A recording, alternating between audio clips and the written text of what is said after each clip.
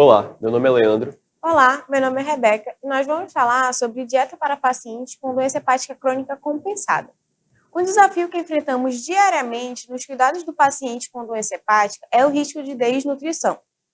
E a desnutrição, ela está ligada ao aparecimento de complicações, por exemplo, infecções, confusão mental, inchaço nas pernas e inchaço na barriga, o que vai diminuir a qualidade de vida do paciente.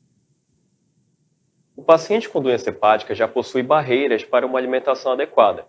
Isso porque a doença pode causar náuseas, vômitos, sensação de saciedade precoce e uma certa aversão ou até medo de consumir certos alimentos.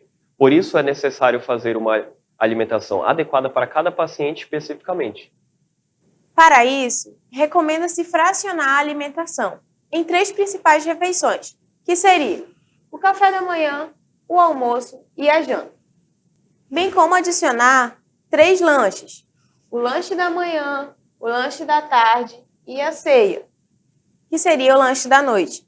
Sendo a ceia o principal lanche, porque ele vai cobrir o longo período de jejum entre a janta e o café da manhã. Não deve-se cortar totalmente o sal da dieta, mas sim evitar os excessos. E esses excessos se encontram nos alimentos industrializados, como refrigerantes, suco de caixa e pacote, enlatados e embutidos, como calabresa, entre outros. É necessário, então, trocar esses alimentos pelos naturais, como, por exemplo, frutas, verduras e legumes, com exceção da carambola, que é uma fruta não recomendada para pacientes hepatopatas. Essa dieta pode ser, no início, um pouco difícil, mas ao longo do tempo vai facilitando e o paciente começa a aderir melhor. Com relação ao consumo de proteína de origem animal, é recomendado preferir o consumo de carnes brancas, que seria o frango e os peixes, além de ovos e laticínios, por exemplo, o leite, o queijo, o iogurte e a coalhada. Quanto ao consumo de carne vermelha, por exemplo, a carne de boi, o cordeiro, as carnes de caça e também a carne de porco, é recomendado não exceder 2 vezes na semana, porque elas podem predispor ao desenvolvimento de encefalopatia, que no caso é a confusão mental. E o consumo de proteína de origem vegetal, que são os grãos, por exemplo, grão de bico, lentilha, ervilha, o feijão, o arroz integral, as castanhas, além de brócolis, couve, espinafre, deve ter seu consumo estimulado. E agora eu trago uma curiosidade. Pesquisas recentes mostram que o consumo do café possui benefícios nos pacientes hepatopatas, seja ele o café cafeinado, descafeinado moído ou mesmo instantâneo. O café ele reduz a fibrose no fígado, retardando assim a evolução da doença para cirrose e carcinoma hepatocelular. Além disso, pacientes que consomem o café têm menos gordura no fígado e têm uma resposta muito melhor ao tratamento antiviral para hepatite B. Além disso, pacientes que consomem também têm uma resposta melhor e a prevenção para doenças como Parkinson, Alzheimer e diabetes mellitus 2 se mostra muito mais eficaz.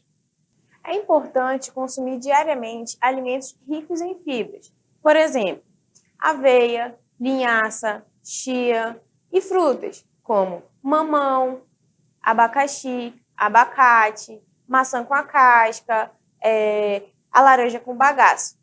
Ou suplementar a fibra diariamente, a fim de manter o funcionamento intestinal. Além disso, beber bastante água ajuda nesse processo.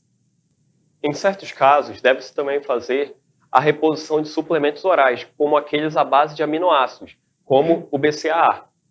E também pode-se fazer a suplementação vitamínica. Lembrando que toda essa suplementação vai ser acompanhada por um profissional adequado para o paciente. Além disso, é recomendada a prática de atividade física, seja musculação, uma caminhada, dança, hidroginástica, a fim de prevenir e amenizar a perda da massa muscular. Os pacientes hepatopatas crônicos devem manter um certo nível de calorias e proteínas ingeridas. Estima-se que o paciente deva ingerir mais ou menos 35 quilocalorias por quilo por dia e cerca de 1,5 gramas de proteína por dia. Isso tudo é para manter a massa muscular padrão e evitar a desnutrição do paciente, o que piora o quadro dele e dificulta em toda a dieta.